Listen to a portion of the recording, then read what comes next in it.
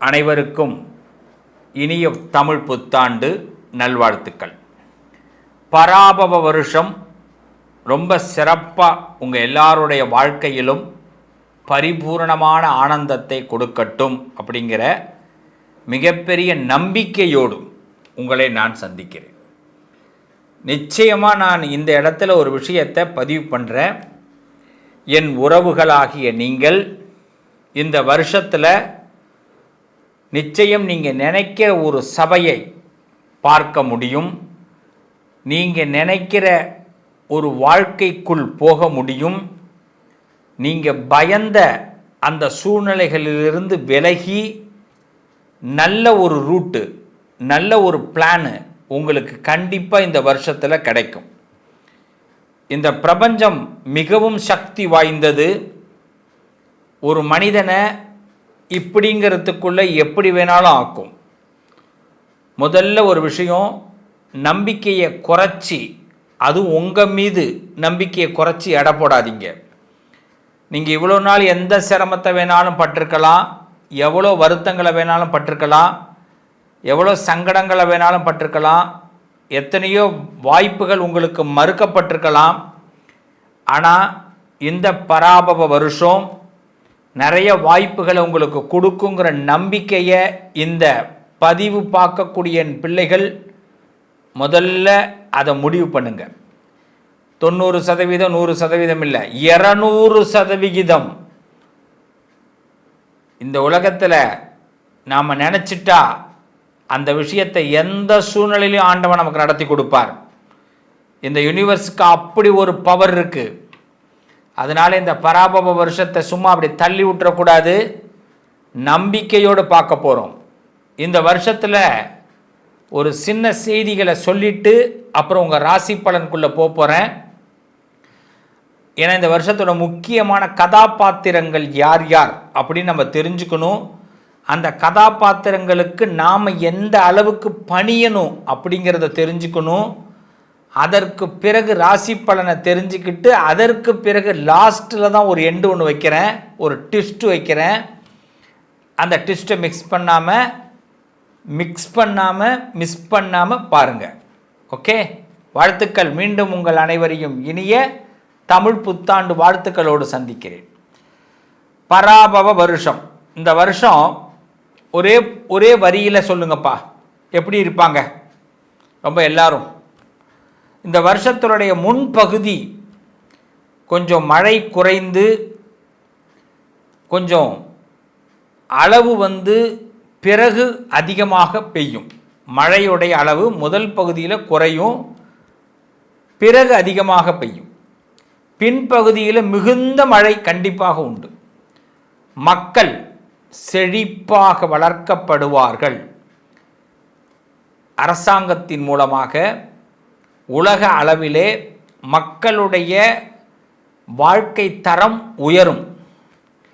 பால்வளம் அதிகரிக்கும், பசுக்கள் அதிகமாக பெருகும், தாவரங்கள் அதிகமாக பெருகும். மற்றவர்கள் மீது அதீதமான லவ், பாசம் அதிகமாக அமையும். பொதுவாக எல்லா மனிதர்களும் செல்வ செழிப்போடு வாழ்வதற்கு இந்த வருஷம் ஒரு ஆதாரமாக இருக்கும். நாட்டு மக்கள் நோயின்றி சிறப்பாக வாழ்வீர்கள். இதை முதல்ல நல்லா தெரிஞ்சிங்க. யாராவது ரொம்ப பயமுறுத்துனாங்கன்னா அந்த பயத்துக்குள்ளெல்லாம் போயிடாதீங்க, வேண்டாம். அடுத்து ரொம்ப முக்கியம், இந்த வருஷத்துடைய ராஜாவாக, இந்த பராபவ வருஷத்துடைய ராஜாவாக குரு வருகிறார். இந்த குரு ராஜாவாக இருக்கிறதுனால ஆன்மீகம் தழைக்கும். வங்கி ரொம்ப சிறப்பாக செயல்படும். நீதி நெறிமுறைகள்லாம் சிறப்பாக இருக்கும். நிறைய பேருக்கு உரிய தீர்ப்புகள் கிடைக்கும். எதிர்பார்க்குற தீர்ப்புகள்லாம் நீதி கண்டிப்பாக நமக்கு கிடைக்கும். வங்கியில் புதிய திட்டங்கள்லாம் நிறைய கொண்டு வருவாங்க. மந்திரியாக செவ்வாய், கொஞ்சம் தீ விபத்துகள் ஏற்பட அதிகமாக வாய்ப்பு இருக்குது, அதில் கொஞ்சம் கவனமாக இருக்கணும். சில இடங்களில் எதிர்பார்த்த மழை குறைவாக இருக்கும். மந்திரியாக செவ்வாய் அமைகிறார். அர்காதிபதியாக சந்திரன், அதனால் அந்த சந்திரன் அர்காதிபதியாக இருக்கிறதுனால நல்ல மழை பொழிந்து விளைச்சல் அதிகரிக்கும். விலைவாசிகள் நிச்சயமாக குறையும். சஸ்யாதிபதியாக சுக்கிரன் அமைகிறார். அதனால் புஷ்பங்கள்லாம் பூக்கள் அதிகமாக விளையும், வாசனை வஸ்துக்கள் அதிகரிக்கும். நிறைய பேர் சென்டெல்லாம் நிறைய யூஸ் பண்ணிக்கிறதுக்கு சான்ஸ் நிறையா வரும். சேனாதிபதியாக சந்திரன், பெண்கள் பல துறைகளில் ஆதிக்கம் செலுத்துவீர்கள். மக்கள் ரொம்ப சுகமாக வாழப்போகிறோம். ரசாதிபதியாக சூரியன், நூதனமான எண்ணெய் உற்பத்தி அதிகமாவதால் விலை குறையும். இப்போ இந்த எண்ணெய் பிரச்சனை நடந்துக்கிட்டு இருக்கு இல்லைங்களா, அது நூதனமாக இந்த உற்பத்தி ஆரம்பிக்க போகிறாங்க. தானியாதிபதியாக புதன், மழை புயல் சேதங்களால் தானிய உற்பத்தி சற்று குறையும் மழை காலத்தில். மேகாதிபதியாக சந்திரன், காலத்தில் மழை பொழிந்து நீர்நிலைகள் நிரம்பும், விவசாயம் செழிக்கும். நீராசாதிபதியாக சுக்கிரன், திடப்பொருட்கள் உற்பத்தி அதிகரிக்கும், பட்டு ஜவுளி உற்பத்தியெல்லாம் அதிகரிக்கும். மக்களுக்கு ஆடம்பரத்தின் மீது அதிகமாக எண்ணங்கள் உருவாகும். இந்த என்ன சொல்லுவாங்க, எல்லாம் ஆன்லைனில் ஆர்டர் அதிகமாக போடக்கூடிய வாய்ப்புகள்லாம் இந்த வருஷத்தில் அதிகரிக்கும். ஸோ இந்த வருஷம் சிறப்பான வருஷம். அந்த நம்பிக்கையோடு, இன்னும் சொல்லப்போனால் குழந்தைங்களுடைய படிப்பு இந்த வருஷத்தில் அதீதமாக நல்ல முன்னேற்றத்தை கொடுக்கும். குழந்தைங்கள்கிட்ட இருக்கக்கூடிய நல்ல பண்புகள் மேலோங்கும். ஒழுக்க சீலர்களாக குழந்தைகள் எல்லாம் வெளியில் வருவாங்க. தப்புகள் குறையும். இந்த வருஷத்தை பொறுத்தவரை ரொம்ப அருமையான வருஷம். அந்த நம்பிக்கையோடு வாங்க ஒவ்வொரு ராசிக்குள்ளேயும் போக போகிறோம். எண்ணம் போல் வாழ்க்கை அப்படின்னு சொல்லுவாங்க. எண்ணம் சூழ்நிலைகளும் எண்ணமும் சரியாக இருந்தால் நம்ம வாழ்க்கை நல்லா இருக்கும்னு இன்றைக்கும் நம்பிக்கிட்டு இருக்கிறவர்கள் ரிஷபராசிக்காரர்கள். இந்த ரிஷபராசிக்கு ஏப்ரல் 14 எப்படி இருக்க கிரக சூழ்நிலைகள் இருக்குது? சனி, குரு, ராகு, கேது இவங்கெல்லாம் என்ன பண்ண போகிறாங்க? இந்த வருஷத்தில் நம்மளை ஆதாயமாக ஆக்க போகிறாங்களா, விரயமாக ஆக்க போகிறாங்களா, லாபமாக ஆக்க போகிறாங்களா, தோல்வியாக ஆக்க போகிறாங்களா அப்படின்னு பார்க்க போனால் ரொம்ப சிம்பிளாக சொல்கிறேன். சனி முதல்ல லாபத்தை கொடுக்குறார். தொட்ட இளம் துலங்கும், கெட்டது விலகும். 11 சனி, அந்த சனி தொடர்றார் இந்த வருஷத்தில். அப்போ என்னென்னா எதையுமே லாப நோக்கோடு பாருங்க. ஒரு ஊருக்கு போகிறீங்க, ஒரு சாமி கும்பிட்றீங்க, ஒரு இடத்த வாங்குறீங்க, கல்யாணம் பண்ண போகிறீங்க, எந்த விஷயத்தை எடுத்தாலும் சரி, சாமி இது எனக்கு சக்ஸஸ் ஆகும் சாமி, இன்றைக்கி ஒரு நாள் நான் அமைதியாக இருக்கிறேன் சாமி, பரவாயில்ல, நாளைக்கு அது ஏதோ நல்லதுக்காக நான் இன்றைக்கி அமைதியாக இருக்கிறேன், நடப்பது எல்லாம் நன்மைக்கே அப்படிங்கிற ஒரு உறுதிமொழியை ரிஷபராசி எடுத்துக்குங்க. 11 சனி உங்களுக்கு சாதகமாக இருப்பார். அடுத்த குரு பகவான் ஜூன் மாதம் 2ஆம் தேதி வரைக்கும் 2வது வீட்டில் இருக்கிறார். இந்த 2ல் இருக்கிற குரு சுபகாரியத்தை நடத்தி கொடுக்கறதுக்கான வல்லமை படுக்கிறார். அடுத்தது 3வது இடத்துக்கு குரு வருகிறார். 12 வருஷம் கழித்து மீண்டும் குரு உச்சம் பெற்ற வீட்டை அடைகிறார். அது யாருடைய வீடு? அந்த வீட்டுக்கு அதிபதி யார்? உங்கள் வீட்டுடைய உச்சம் பெற்றவர். சந்திரன் உச்சம் பெற்றவர் நீங்கள். அந்த சந்திரன் உச்சம் பெற்ற, அந்த சந்திரன் ஆட்சி பெற்ற வீட்டில் குரு உச்சம் பெறுகிறார். அப்போ நல்ல நண்பர்கள், குருமார்கள், சிநேகிதர்கள் உங்களுக்கு மிகப்பெரிய ஹெல்ப் பண்ண போகிறாங்க. ஸோ இப்போ இந்த நேரத்தில் 3வது வீட்டுக்கு குரு வரதுனால சில முன் யோசனைகளோடு யார்கிட்ட எப்படி பேசணும் அப்படிங்கிறத பிளான் பண்ணுங்கள். ரிஷபம் சக்ஸஸ்ஃபுல்லான ஒரு மீட்டை கண்டிப்பாக இந்த வருஷத்தில் பார்ப்பீங்க. அக்டோபர் மாதம் 10ஆம் தேதி 4வது வீட்டுக்கு போயிடுறார் குரு. அதிசார பயிற்சின்னு பேர். அந்த நேரத்தில் உடல்நலங்கள், தாயாருடைய உடல்நலங்கள் கொஞ்சம் கவனமாக பார்த்துக்கொள்வது நல்லது. இடமாற்றங்களை பற்றி ஏதாவது பேசி வச்சுருந்தீங்கன்னா வீடு மாறுறது, ஆஃபீஸில் வேலை மாற்றங்கள் ஏற்படுவது இந்த நேரத்தில் உகந்த யோகத்தை கொடுக்கும். மீண்டும் என்ன பண்ணுறாரு? பிப்ரவரி மாதம் 13ஆம் தேதி இந்த குரு பகவான் மீண்டும் கடகத்திற்கு 3வது இடத்துக்கு வருகிறார். ஸோ இப்போ முன்னாடி விட்ட வேலையெல்லாம் திரும்பி செய்கிறதுக்கான நல்ல வாய்ப்புகள் ஏற்படுது. அப்போ குரு நமக்கு கலக்கத்தை கொடுக்கல, சில கணக்குகளை போடக்கூடிய வாய்ப்பை கொடுக்குறார். அப்போ என்ன, பேங்க்கில் கேஷியர் இருப்பார் தெரியுமா? பேங்க் எல்லோரும் ஒரு விதத்தில் மூவ் ஆகிட்டே இருந்தால் அந்த கேஷியருக்கு மட்டும் ஒர்க் அதிகமாக இருக்கும். பணத்தை வாங்கணும், சரியாக பணத்தை எண்ணணும், திருப்பி அதை கணக்கு வச்சுக்கணும், அவங்க கேட்குற பணத்தை திருப்பி கொடுக்கணும், இதுக்கு இடையில மேனேஜரோட இன்டிமேஷனை கேட்டுக்கணும். ஸோ அவருக்கு மட்டும் வேலை அதிகம். இப்போ இந்த கணக்காளருக்கு, அந்த கேஷியருக்கு இருக்கிற அந்த வேலை தான் இப்போ உங்களுக்கு ரிஷபத்திற்கு. ஸோ இந்த காலகட்டம் குரு என்ன பண்ணுறாரு? உங்களை ஃபாஸ்ட்டாக வச்சுருக்கிறத விட எல்லாத்துலேயும் மைன்யூட்டாக பார்க்க வைக்க போகிறாரு. அதனால் எல்லாத்தையும் நுண்ணியலாக பாருங்கள். அலட்சியமாக மேலோட்டமாக எதையும் பார்க்காதீங்க. இதை மட்டும் நீங்கள் டார்கெட்டாக வச்சுங்க. இந்த ராகு கேது பார்க்குறங்க, உங்கள் ராசிக்கு 3வது இடத்துல கேது, 9வது வீட்டில் ராகு. இந்த 3வது வீட்டில் கேது உள்ளே வரும்போது என்ன பண்ணுறாரு, தத்துவ ஞானத்தை கொடுப்பார். அதாவது யாரோ ரொம்ப தெரிஞ்சவங்க, ரொம்ப அண்ணன் தம்பியாக இருக்கிறவங்க, இரத்த உறவுகள், ஏதாவது ரொம்ப பெரிய பிளானிங் தத்துவங்கள்லாம் கொடுத்துடாதீங்க. அதனால் எல்லாருக்கிட்டையும் ஒரு ஹாயாக ஒரு சின்ன சிரிப்போடு நட்பாட்டிங்க. யாராவது உங்கள்கிட்ட ஒரு 2 நிமிஷம் பேசுகிறாங்கன்னா உங்களுக்கு தெரிஞ்ச எல்லா விஷயத்தையும் அப்படியே அங்கே படப்படன்னு அடித்து விட்டுறாதீங்க. நவம்பர் மாதம் 13ஆம் தேதிக்கு பிறகு கடகத்தில் கேது வரார், மகரத்தில் ராகு வரார். அதனால் யார் என்ன கேட்குறாங்களோ அதுக்கு மட்டும் பதில் சொல்லுங்கள், அதிகமாக பேசிடாதீங்க. இந்த ராகு போய் 9வது வீட்டில் போய் உட்கார்றார். இந்த 9வது வீட்டில் இருக்கிறதுனால நம்மளை சில பேர் என்ன பண்ணுவாங்கன்னா, நீ இதுக்கு சரியான ஆள் தான், நீ செய், யாரும் கண்டுக்க மாட்டாங்க, நீ இப்படி போ, அப்படிலாம் நம்மளுடைய டிசிப்ளினில் கையை வைக்கிறதுக்கு சான்சஸ் பண்ணுவாங்க. ஒத்துக்காதீங்க. உங்கள் மைண்டில், சப்கான்ஷியஸ் மைண்டில் நல்லாவே தெரியும் இது தப்பு. ஒரு டிக்கெட்டை வந்து டைரெக்டாக வாங்குறதுக்கும் பிளாக்கில் வாங்குறதுக்கும் டிஃப்ரெண்ட் இருக்குது. இந்த 9ல் ராகு வந்த பிறகு நம்மளை பிளாக்கில் வாங்குறதுக்கு சில பேர் தூண்டுவான். அவன் தூண்டி விட்டுட்டு போயிடுவான். வாங்குகிற நேரம் எவனையாவது வந்து நம்மளை பிடிச்சிருவான். இப்போ நம்ம என்ன பண்ணக்கூடாது. ஆக நவம்பர் மாதம் 13ஆம் தேதிக்கு பிறகு உங்களோட சப்கான்ஷியஸ் மைண்டு சொல்கிறத கேட்டு நடக்கிறது ரொம்ப நல்லது. எதையுமே லீகலாகவே முயற்சி பண்ணுங்கள், அது உங்களுக்கு ரொம்ப பெஸ்ட்டாக இருக்கும். ஸோ இப்போ இந்த கிரகங்கள்லாம் இப்போ எப்படி இருக்குது, மீனத்தில் சனி பகவான் வேறு இருக்கார். இப்போ இந்த மீனத்தில் சனி பகவான் உட்கார்ந்துருக்காரு, குருவுடைய வீடு. அங்கே உங்களால் தான் உச்சம் பெற்றிருக்கார். யார், சுக்கிரன். உங்களுக்கு பாருங்கள், உங்கள் ராசிக்கு அதிபதி உச்சம் பெற்ற வீட்டில் சனி இருக்கார். உங்கள் ராசியில் உச்சம் பெற்ற வீட்டில் அந்த அதிபதியோடைய வீட்டில் குரு வந்து உட்கார்றார். இதை விட பெஸ்ட்டு டைம் என்ன? இப்போ என்ன பண்ணணும், சில இடங்கள் அமைதியாக இருக்கணும். என்ன பேசுகிறாங்கன்னு பேசுகிறத முழுசாக கேட்டுட்டு அப்புறமா பதில் சொல்ல ஆரம்பிங்க. உங்கள் பக்கம் நியாயம் கண்டிப்பாக சக்ஸஸ் ஆகும். எந்த வழக்குகளாக இருந்தாலும், எந்த விபரீதமான பிரச்சனைகளாக இருந்தாலும் அழகாக அந்த இடம் தெரியாமல் கடந்து போகும். ஸோ இது ரிஷபத்திற்கு குட் டைம். உங்களோட நல்ல பேர் எடுப்பதற்கான நல்ல வாய்ப்புகள் ரிஷபத்திற்கு ஏற்படுகிறது. டோன்ட் ஃபீல், நல்லது நடக்கும். என்ன உறவுகளே, இந்த பராபவ வருஷத்தில் எப்படியெல்லாம் கிரகங்களுடைய மாற்றம் இருக்குங்கிறத சொல்லியிருக்கிறேன். எந்தெந்த கிரகங்கள் எந்தெந்த பதவிக்கு வராங்கங்கிறத முன்னாடி சொன்னேன். இதுக்கெல்லாம் சேர்த்த மாதிரி பரிகாரங்கள் என்ன பண்ணணுங்கிறதா முக்கியம்.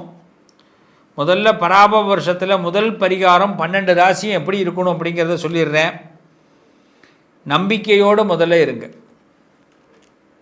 சின்ன சின்ன சந்தர்ப்பங்கள் மிஸ் பண்ணாதீங்க. உங்களுக்கான அடுத்த தகுதியை இந்த வருஷம் கண்டிப்பாக கொடுக்க போகுது. தேதியிட்டு வச்சுக்கலாம்.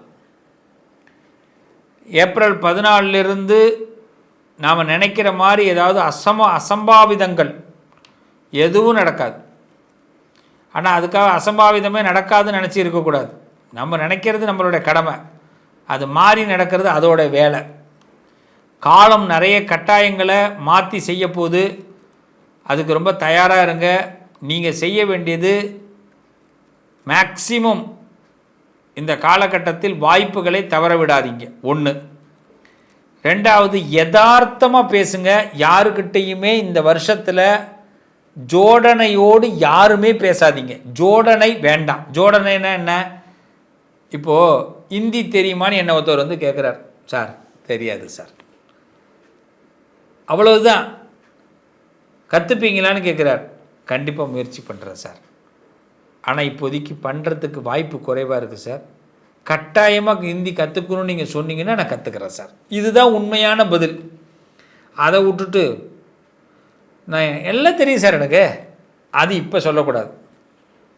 இந்த வருஷத்தில் என்ன உண்மை தெரியுதோ அது மாதிரி கம்பல்சரி இந்த வருஷத்தில் நாம் எல்லாரும் ஏதாவது ஒரு டேலண்ட்டை கற்றுக்கணும். இசை சம்பந்தமான டேலண்ட், கலை சம்பந்தமான டேலண்ட், மொழி சம்பந்தமான டேலண்ட்டு, அரசியல் பொலிட்டிக்கல் சம்பந்தமான டேலண்ட்டு, உலக நாடுகள் பற்றிய பொருளாதார டேலண்ட்டு, தங்கம் விலை ஏன் ஏறுது ஏன் இறங்குது, பெட்ரோல் விலை ஏன் ஏறுது ஏன் இறங்குது, ஷேர் மார்க்கெட்னா என்ன, இதை பற்றியெல்லாம் இந்த வருஷத்தில் நம்ம ஒரு அவேர்னஸுக்கு வரணும். சும்மா செல்ஃபோன் அப்படி தள்ளிக்கிட்டே இருக்கிறது கிடையாது. நமக்கு பிடிச்சதை பேசுகிறத கேட்டுட்டு மட்டும் இருக்கிறதோ இல்லை என்ஜாய்மெண்ட்டாக ஜாலியாக பாட்டு கேட்குறதோ கிடையாது. நம்மளை நம்பி ஒரு உலகம் இருக்கிறது, நம்மளை நம்பி ஒரு குடும்பம் இருக்கிறது, நம்மளை நம்பி ஒரு ஊர் இருக்கிறது. எவனுமே இல்லைனாலும் நம்மளை பெற்றவன் நம்மளை நம்பி இருப்பான், நம்மளை கட்டினவன் நம்மளை நம்பி இருப்பான், நம்ம பெற்றது நம்மளை நம்பி இருக்கோம். இதுக்கெல்லாம் நம்ம ஏதாவது கடன் பட்டிருக்கிறோம். உலக மக்கள் எல்லாரும் சொல்கிற ஒரு வார்த்தை, இந்த நாடு எங்களுக்கு ஏதாவது செய்தி ஆக வேண்டும் அப்படின்னு. ஏன்னா இந்த நாட்டில் நான் பிறந்ததுனால. நாடு கேட்டுதா? நீ இங்கே தான் பிறக்கணும்னு கேட்கலை, பிறந்துட்டோம். ஆனால் நம்ம சொல்கிற வார்த்தை, இந்த நாடு எனக்கு செய்கிறதுக்கு அதுக்கு உரிமை இருக்குங்கிறோம். அதே மாதிரி தான் நாம் ஒரு வீட்டில் பிறந்திருக்கிறோம்னா அந்த வீட்டுக்கு நம்ம செய்ய வேண்டிய கடமை இருக்குது. அப்போ இந்த வருஷத்தில் நம்ம ஒரு பெரிய சபதம் எடுத்துக்கணும். நம்ம வீட்டில் நமக்கு ஒரு கௌரவத்தை உயர்த்தக்கூடியது தான் இந்த வருஷத்துடைய முதல் வேலை. இதுக்கு நிறைய ஆப்பர்ச்சுனிட்டிஸ் நமக்கு கிடைக்க போகுது. அதான் பராபவ வருஷம். அதனால தான் குரு தலைமைக்கு வந்திருக்கார். ராஜாவா குரு இந்த வருஷத்தை நம்ம வீக்காகிடக்கூடாது. அப்போ நிறைய ஆப்ஷன் கிடைக்க போகுது. உங்களுக்கு ஒரு விஷயமே முடியாது, இவன் இதுக்கு லாயக்கே இல்லை, இவன் இதுக்கு லாயக்கே இல்லை, நம்ம வீட்டில் நம்மளை புறக்கணிச்சிருக்கலாம், அவங்களுக்கு முன்னாடி நம்ம வாழ்ந்து காட்ட போகிறோம். அவங்களுக்கு முன்னாடி நமக்கு அந்த வாய்ப்பை வாங்கி சக்ஸஸ் பண்ணி காட்ட போகிறோம். அரசியலில் முடியாது தம்பின்னு சொன்னால் முடிச்சு காட்ட போகிறோம். அதிகாரத்தில் முடியாதுன்னா முடிச்சு காட்ட போகிறோம். வருமானம் உன்னால் சம்பாதிக்க முடியாதுன்னா வருமானத்தை சம்பாரித்து காட்ட போகிறோம். பரஸ்பரம் எல்லாரும் தைரியத்தோடு இந்த வருஷத்தை நம்ம ஹேண்டில் பண்ண போகிறோம்.